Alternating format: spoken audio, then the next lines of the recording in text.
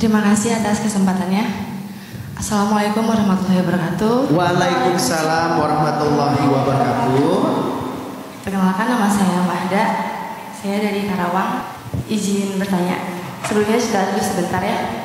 Saya kan insya Allah akan menikah di tahun ini.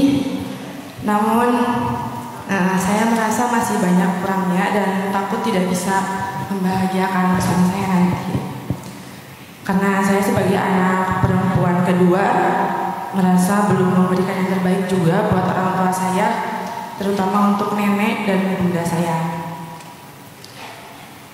Ustadz, bagaimana caranya menjadi istri yang baik, solehah untuk suami saya dan anak yang baik juga untuk orang tua saya?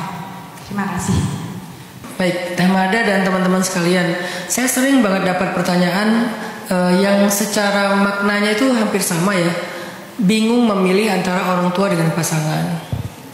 Mulai sekarang cobalah kita punya persepsi yang lebih utuh, bahwa orang tua, pasangan, anak itu bukan pilihan. Ketika kita bingung memilih, karena kita membuat itu sebagai pilihan. Sejak kapan mereka jadi pilihan dalam hidup kita? Mereka bukan pilihan. Mereka adalah penyempurna dalam hidup kita.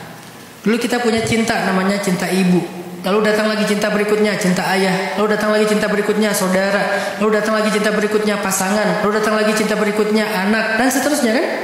Jadi makin lama cinta kita semakin utuh, semakin banyak, semakin berlimpah, semakin kaya. Dan itu sama sekali bukan pilihan. Dan gak perlu dibenturkan, karena Allah juga tidak pernah membenturkan mereka.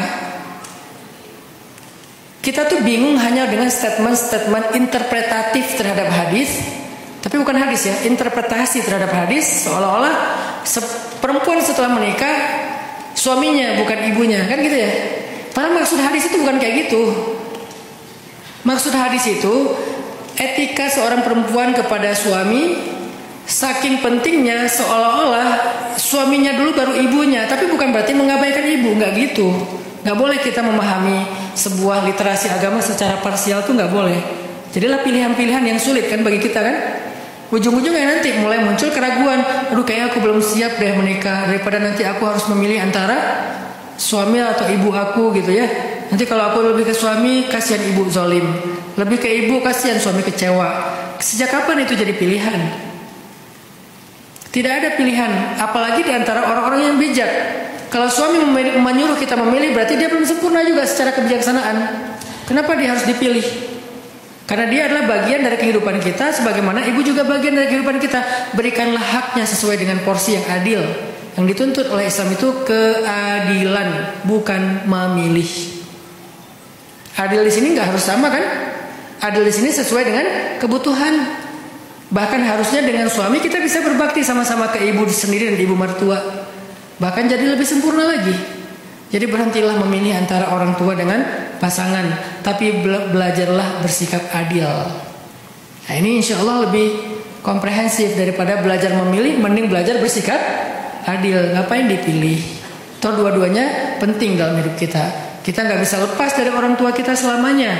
Sebagaimana kita juga punya bagian suami kita dalam kehidupan kita yang sangat luar biasa, atau punya bagian istri yang luar biasa. Jadi nggak bisa juga dibenturkan kalau istri itu ke suami, kalau suami ke ibu. Aduh, kasihan banget sih statementnya. Saya agak kurang setuju ya dengan statement ini ya. Kalau istri ke suami, kalau suami ke ibu. Bentar, sejak kapan harus kayak gituin? Udah aja istri ke suami dan ibu, suami ke istri dan ibu, kan enak. Tinggal porsinya aja.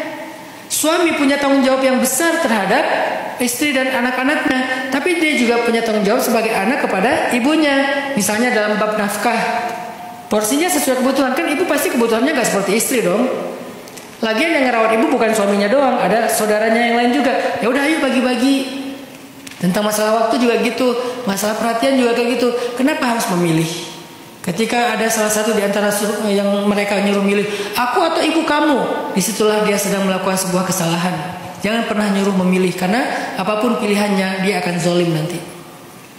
Atau aku atau ibu kamu, pasti zalim.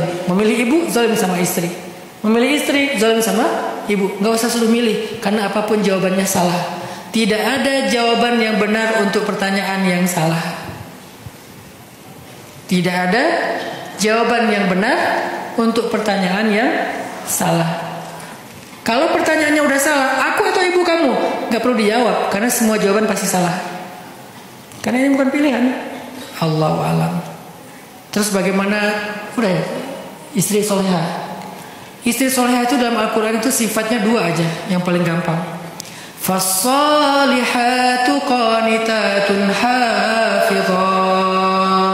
2. Solihat artinya qanitah hafizah. Udah.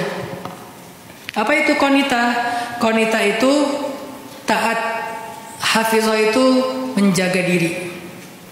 Kalau seorang istri bisa taat kepada suami, setaat mungkin selama dengan syarat tidak bermaksiat kepada Allah. Misalnya suaminya nyuruh dia memutuskan silaturahim dengan ibu, itu maksiat. Suaminya nyuruh dia untuk ninggalin ibu pas lagi ibu lagi susah-susahnya, itu maksiat. Tapi kalau bukan maksiat, wajib taat semampu dia. Qanitah, taat. Hafizah itu artinya kalau dia lagi nggak bareng suami, dia jaga suaminya. Gimana cara jaga suami? Gampang. Teman-teman yang cewek tahu, nanti akan tahu apa yang bisa jadi do and don't-nya suami. Kita udah punya saling mengerti dan punya agreement, kesepakatan lah. Maka coba jaga suami seolah-olah suami selalu ada di sisi kalian. Ketika kalian ngetik, suami ada di sebelah seolah-olah. Kalau suami saya lihat saya ngetik, kira-kira saya ngetiknya gimana ya? Pakai emotikonnya apa ya? Ngasih hurufnya apa ya? Kadang-kadang ada yang ngasih hurufnya kebanyakan.